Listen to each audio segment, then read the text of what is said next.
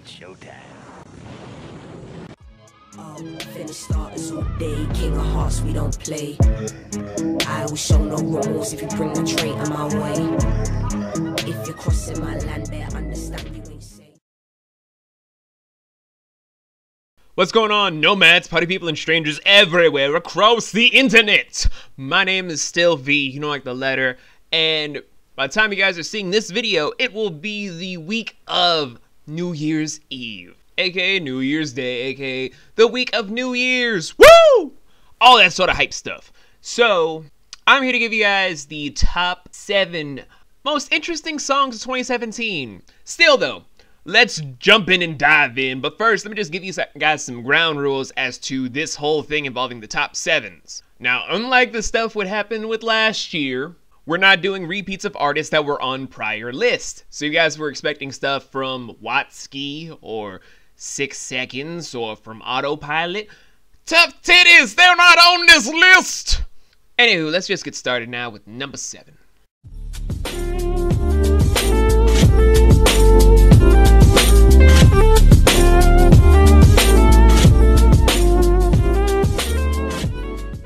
Coming in at number 7 was very surprising for me, but I'm gonna give it to Demi Lovato's Tell Me You Love Me. Oh, tell me you love me. I need someone. Now, to explain why I put her at number 7 above a lot of different artists, I'm gonna point out one small factor people might be wondering because of the elephant in the room, Taylor Swift. In the middle of the night, in my dreams. Oh, Taylor Swift. Taylor fucking Swift.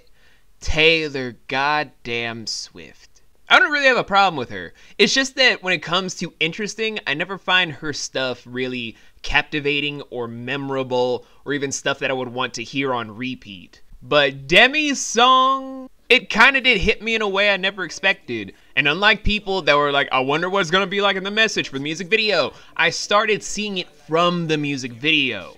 And from the music video, I kind of got why it's such an interesting song. As a motif of trying to say, tell me you love me, for most people, we're thinking about it from an actual lover standpoint, where we're trying to get the person that we're in a romantic or sometimes sexual relationship to admit that we indeed love them. But from what Demi's whole viewpoint was, it's sort of like a fear factor thing for the person that's in said relationship wanting to have the love, but not knowing if they want to commit or have said love be given to them. And it's so blinding that their whole view is distorted, where they think that they're the victim when in actuality, they're the ones hurting the other ones in turn.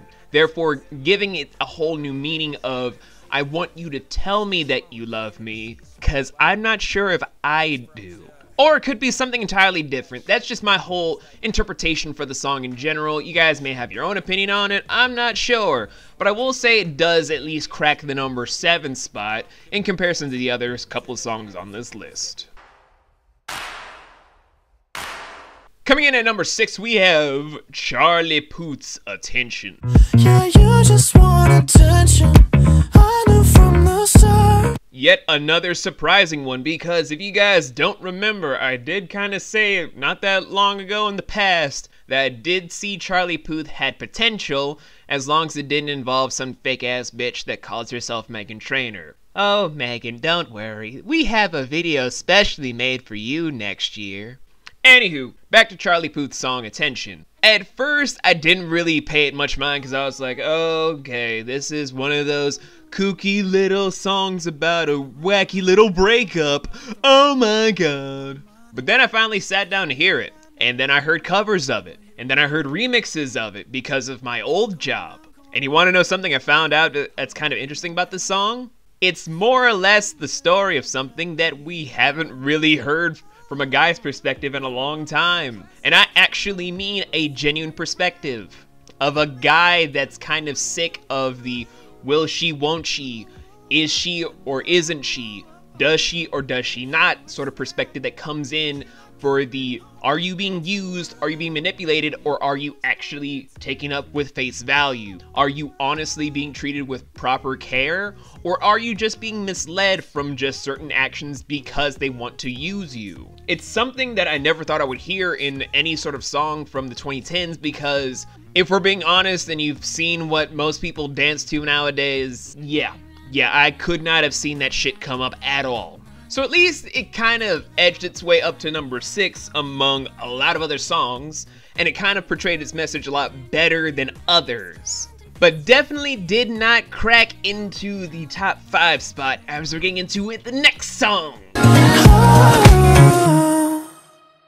Coming in at number 5, we have Nathan Sharp's song Live Long Enough to Be a Hero from his latest album, Sandcastle Kingdoms. Can't break me, I'm not giving up, I gotta prove them right. Give Heart Records, you have done a brilliant debut with an album this strong from an artist founder this powerful. I have no real words for this track other than it was definitely what we needed in 2017. The sound, the instrumentals, the creativity, the versatility, how the message tried to convey from depression all the way into encouragement of your own inner being. There were so many levels to this track that I don't even know how to permanently put a good enough opinion on this, except for maybe a music review episode, but I'm gonna save all those things for when that video finally comes. But I will just say this for now. It was definitely not time wasted. It was a time well spent with this song, and it does deserve its place at number 5. Coming in at number 4, we have the song Out There by G+V, aka just V Shanny.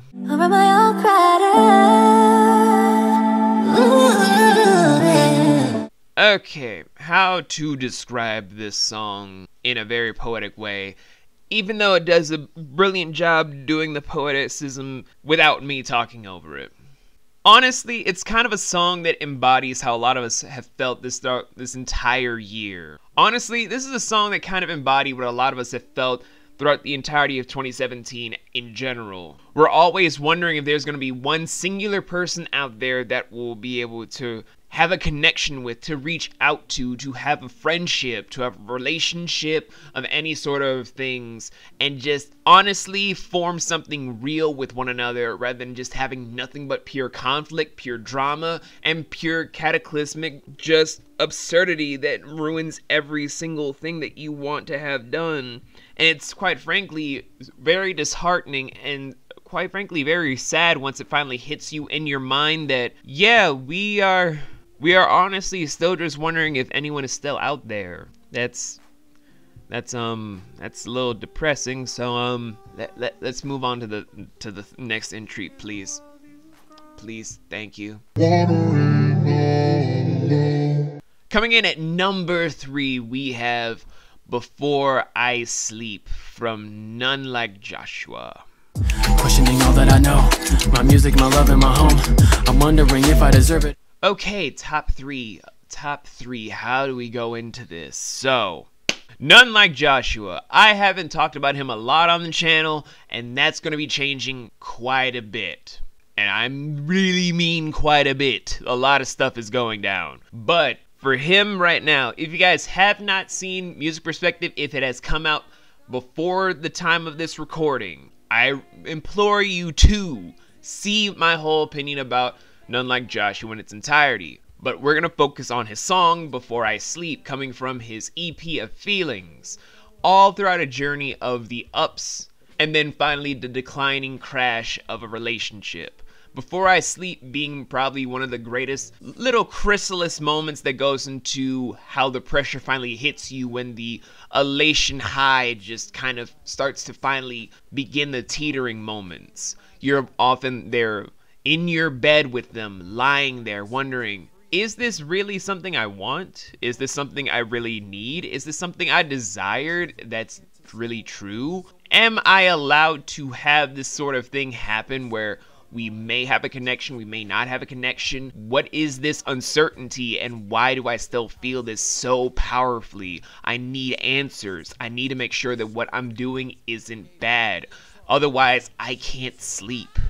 I can't think. I can't do anything. And that's how you do a good chrysalis moment to then go into a decline if it's a song of this caliber. To do so from a juxtaposition from a happy song of Suicide Girls all the way to this and the third track. I'm not going to say what the entire tracks are in the EP because I want you guys to hear it yourselves. But enough jabbering about this. Let's move on into number 2. Now, when it comes to stuff involving the top 2, it took a lot of time just to consider which one would come out on top. Because both of these artists are amazing. Even though I haven't talked about them a lot on the channel, I will be doing so sooner than you think. Which is why it always pains me to do this whole thing of a split up. So if you guys want to do your own switcheroo on who's number 1 and who's number 2, I implore you to do so in the comments below.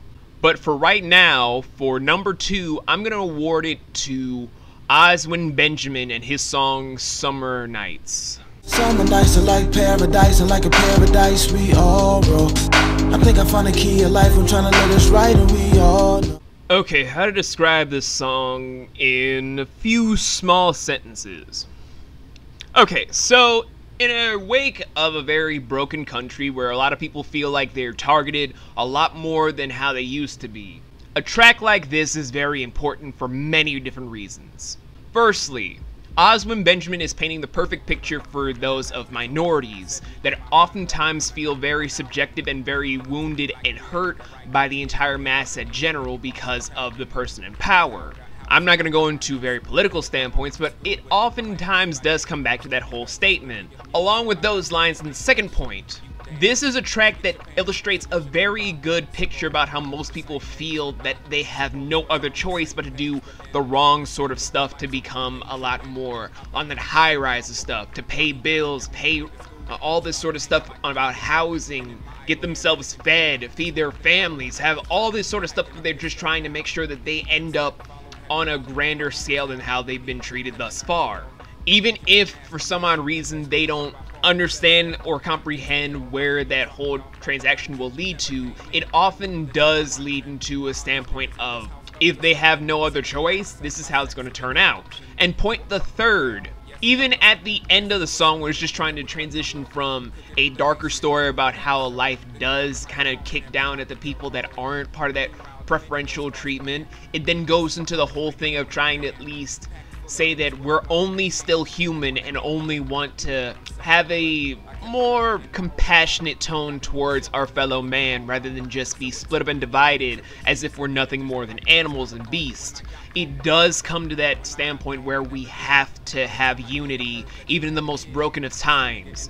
This being one of them, where we're still stuck in a world where it's still torn apart, torn asunder, where we can't even trust the person that's sitting next to us half the time.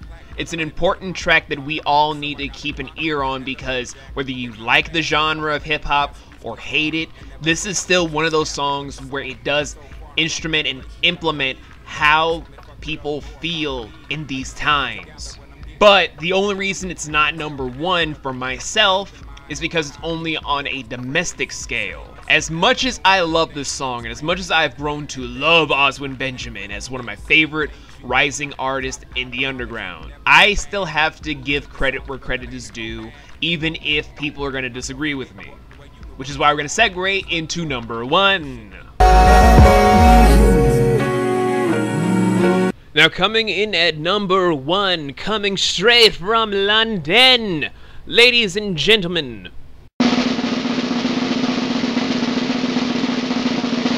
sorry, I have to fix the mic.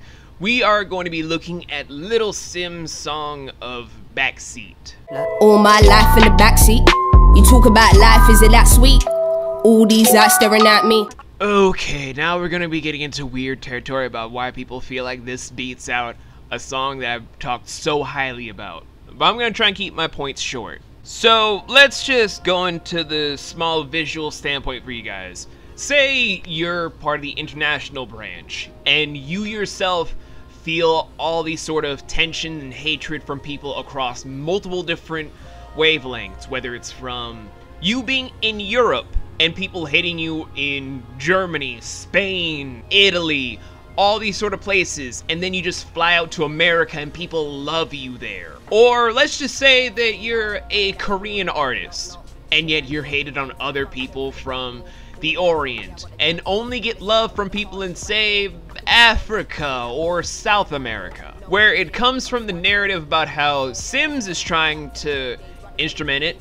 It's mostly from her trying to give that whole personal sort of connection that a lot of people could understand and definitely deal with, where it's like you have that one parent that's just trying to drive your sort of mentality and lifestyle down where they would mostly feel proud of you, and then having all these other people around you still just feel like you haven't really grasp how much you've changed, how much you've fallen down the rabbit hole, and even having people worry about your safety from how much that you've grown up in these harsher times, especially the people that love you the most. Whether that's the actual interpretation or not, I'm gonna leave up to the people that know Little Sims the most. But that's just how much I grasped from the project itself and how much I've grasped from her lyricism up to this point. Along with that factor, the lyrics kind of felt a little bit more impactful on a more global standpoint, since I'm not really the number one, I speak for Americans as if I'm from here type guy. I'm more of the international thing due to the obvious, but then again, we don't want to touch on that subject right now. Still though, from just trying to dissect it from those 2 points, again, people be wondering how come this doesn't go to number 2 instead of having Oswin be number 1. It kind of goes back to the main focus that I'm going to go back to one last time. Domestic versus international. Anyone can relate on a domestic scale, but not a lot of people internationally will understand. It's just one of those factors that does sort of hinder a lot of big production stuff that really does matter. It is one of those things where if you don't do something or say something or have them implemented on a proper scale, it does end up backfiring on ways you could never imagine.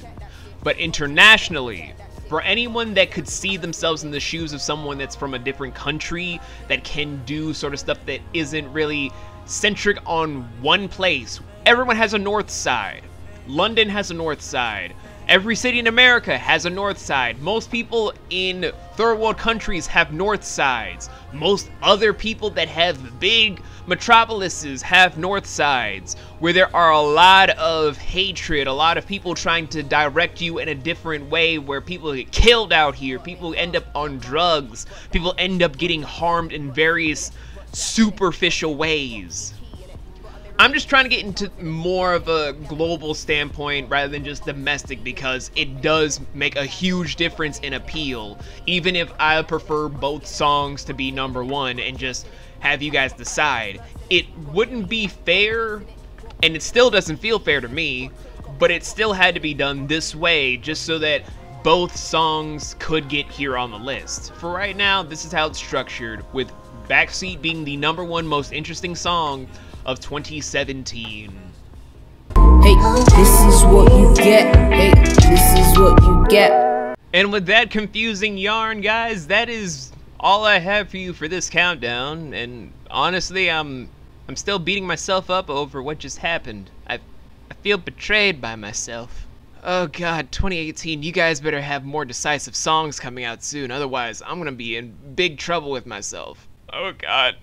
I feel so terrible about 2 and 1. Well though, at the time I'm recording this, I'm gonna be heading out soon to do some stuff. What day is today? Oh, the 21st. Okay, I gotta head out and do some small little things. So I will see you guys in my top 10 films 2017, which is actually more focused and more decisive than this list. And I'll see you guys in the, I guess, final review of the year. I have no idea. We're still deciding on that. And also, Karma's final edit together video will be coming out in January, because she's quitting to get married to her longtime sweetheart, and then basically just never do stuff involving the computer ever again, unless it's for their startup company that they're doing at this moment in time. I'm not gonna miss that angry little woman. Anyway though, I'll see you guys in all my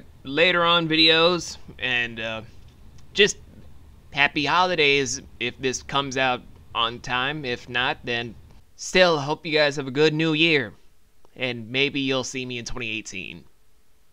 Maybe. I don't know. You crazy mother. Yeah, it's like my 1, 3, 2 quick. Mic check, too sick. The slick lunatic rented a badge and a nightstick. Got us a sidekick. Universal like a cockback click. Kid, better open up your eyelid.